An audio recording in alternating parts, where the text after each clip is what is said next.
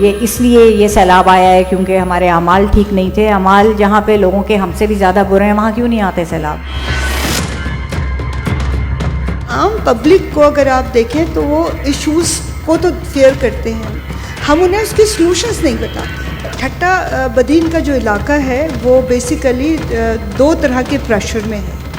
एक तो जो हमारे एक्सट्रीम वेदर कंडीशन है तो ज़मीन सूख रही है, तो वो धंस रही है।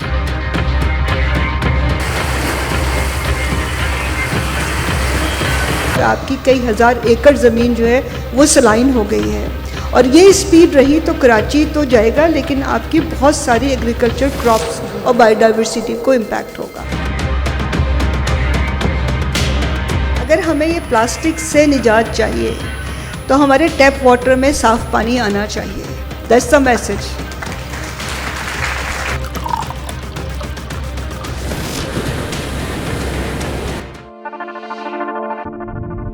हम मफरूज़ों पे चलते हैं, हम अफवाहों पे चलते हैं कि जी ये इसलिए ये सैलाब आया है क्योंकि हमारे अमाल ठीक नहीं थे। अमाल जहाँ पे लोगों के हमसे भी ज़्यादा बुरे हैं, वहाँ क्यों नहीं आते सैलाब? तो आप साइंस और इन तमाम इस मर्की ग्राउंड को कैसे नेविगेट करती हैं अब आगाही के हवाले से? अच्छा, मैं हमेशा शायद तीसरी दुनिया से ताल्लुक़ रखती हूँ, तो मेरी माइंडसेट थोड़ा सा एक डिफरेंटली पोर्ट्रेट भी करता है। अच्छा, हमारी सक्सेस स्टोरी क्या है अवेयरनेस क्रिएशंस के लिए, specially with reference to climate change चीज़ें। अच्छा, एक चीज़ जो हम पिछले 70 सालों से इग्नोर कर रहे हैं, और उस वक्त क्लाइमेट चेंज का हम जिक्र करें या ना करें, हम ग्लोबल वार्मिंग का जिक्र करें या ना करें, हमारे इश्यूज़ हमारे साथ हैं, आज से नहीं है। जब से ये डेवलपमेंट शुरू हुई है तब से हमारे साथ हैं। वो कवर भी नहीं है, लेकिन हमारा जो दही इलाका है वो सफ़र कर रहा है। ख़वातीन, मेल फीमेल फार्मर्स सारे लोग सफ़र कर रहे हैं।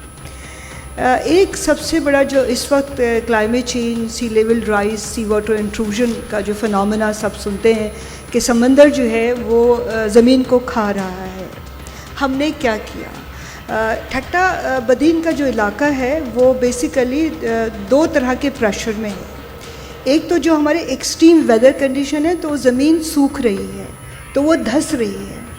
दूसरी तरफ जो ये क्लाइमेट चेंज का जो इम्पैक्ट है वो समंदर वार्म अप हो रहा है। जब चीज़ें वार्म होती हैं तो वो फैलती हैं, तो वो फैल रहा है। और दूसरा, ग्लेशियर्स का जो मेल्टिंग है वो जो स्पीड उसकी होनी चाहिए थी उससे बहुत ज़्यादा तेज़ी से वो मेल्ट हो रहा है। दैट मीन्स वो पानी समंदर के अंदर आ रहा है।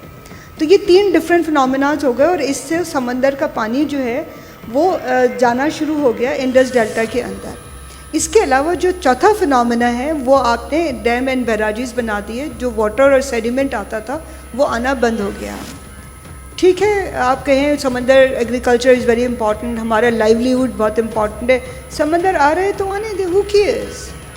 हमारे इदारे ने इसकी एक बहुत बड़ी हाइप मचाई, और उसको बाकायदा पॉलिटिशियंस के साथ, MNAs के साथ, हमारी जो स्टैंडिंग कमेटी थी उनको बुलाया, उनको वो उन इलाकों को दिखाया, एरियल सर्वे कराया, बोट पे लेके गए। उन्होंने बताया कि जी अगर इस स्पीड से ये आपका आपका जो डेल्टा श्रिंक हो रहा है, और ये जो पानी है आपकी समंदर का वो एग्रीकल्चर लैंड में इंक्लूड कर रहा है, और आपकी कई हज़ार एकड़ ज़मीन जो है वो सलाइन हो गई है।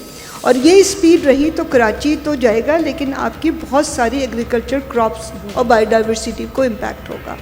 हमने डिफरेंट पॉलिटिशियंस के, जो मैंने पहले कहा कि पॉलिटिशियन की अवेयरनेस बहुत ज़रूरी है और डिसीजन मेकर्स की, तो हमने उनको ऑन बोर्ड लिया हमारे इदारे में।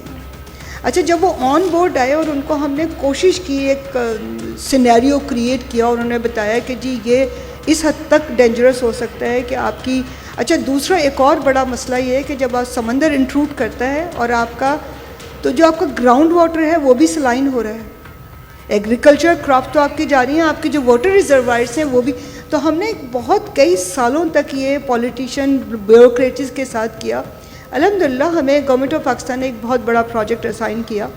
हमें दो चीज़ें साइंटिफिकली जानना चाहिए कि इंटेंसिटी ऑफ इशू क्या है और उसके सेफ्टी मेजर्स क्या होंगे, वो NIO कर रहा है। अच्छा, तीसरी चीज़ जो हमने किया, मैं और भी बहुत सारी स्टोरीज़ हैं सुनाने के लिए, कि आम पब्लिक को अगर आप देखें तो वो इश्यूज़ को तो फेयर करते हैं, हम उन्हें उसके सॉल्यूशंस नहीं बताते। हम उनको ये नहीं बताते कि जी और अगर आपकी ज़मीन एग्रीकल्चर सलाइन हो गई है, तो उसका ऑल्टरनेट लाइवलीहुड क्या हो सकता है। अगर आपकी फिशरीज डिप्लीट हो रही है तो वो क्यों डिप्लीट हो रही है, आप कौन से नेट यूज़ करते हैं। एक तो क्लाइमेट चेंज इम्पैक्ट है, दूसरे हमारे जो इंटरवेंशन है वो भी हैं। तो मेरा पूरा कोशिश है और मेरे साथ जो लोग काम करते हैं और ये जो यहाँ बैठे हैं कि हम किसी तरह इस आवाज़ को बढ़ाएं और बताएं कि इंडिविजुअली भी हमें बहुत ज़रूरत है अपनी रीअलाइन करने की, अपनी सोचें, अपना लाइफस्टाइल।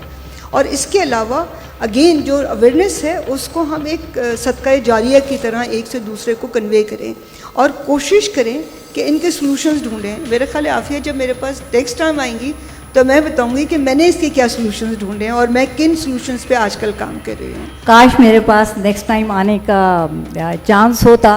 पर्ची मेरे पास ऑलरेडी आ चुकी है तो मैं पाबंद हूँ क्योंकि ज़ाहिर है इसमें और भी लोग हैं।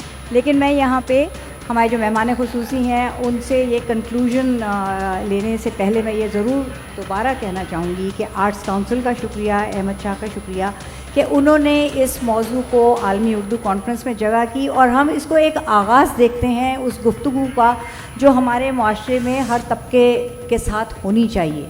आफिया मैं एक छोटी सी चीज़ ऐड कर दूँ इफ़ यू डोंट माइंड, क्योंकि ज़रूरी है मैसेज जाना और this is very important to know. लेकिन हमारे सॉल्यूशंस जब होते हैं, जब हम इस पर डॉलर प्राइस लगा देते हैं, अगर हमें ये प्लास्टिक से निजात चाहिए तो हमारे टैप वाटर में साफ़ पानी आना चाहिए। That's the message. और ये और बहुत से सॉल्यूशन है। देखिए यही बात है कि हम यहाँ बैठे हैं, हमारे साथ हुकूमत के नुमाइंदे के तौर पे यहाँ पे इस वक्त शाह साहब हैं, लेकिन ये सिर्फ इनकी ज़िम्मेदारी नहीं है। मैंने एक इशारतन कहा था कि सिंध वो सूबा है जो कि सबसे ज़्यादा मुतासरा है, लेकिन सिंध वो सूबा है जिसने सॉल्यूशंस दिखाए। मैंग्रोव जो एरिड एरिया मैंग्रोव्स का कवर है दुनिया भर में, आई नो कि बहुत हाहाकार मचती है कि जी मैंग्रोव कट रहे हैं। वो उस वजह से कट रहे हैं जिसकी तरफ बहुत शुक्रिया आपका मेंशन करने का कि पॉपुलेशन प्रेशर। पॉपुलेशन पे लोग बात नहीं करते। मैं जब पढ़ाती हूँ लोगों को तो मैं कहती हूँ ये एलिफेंट इन द रूम है, इसके मुतालिक कोई बात नहीं करता।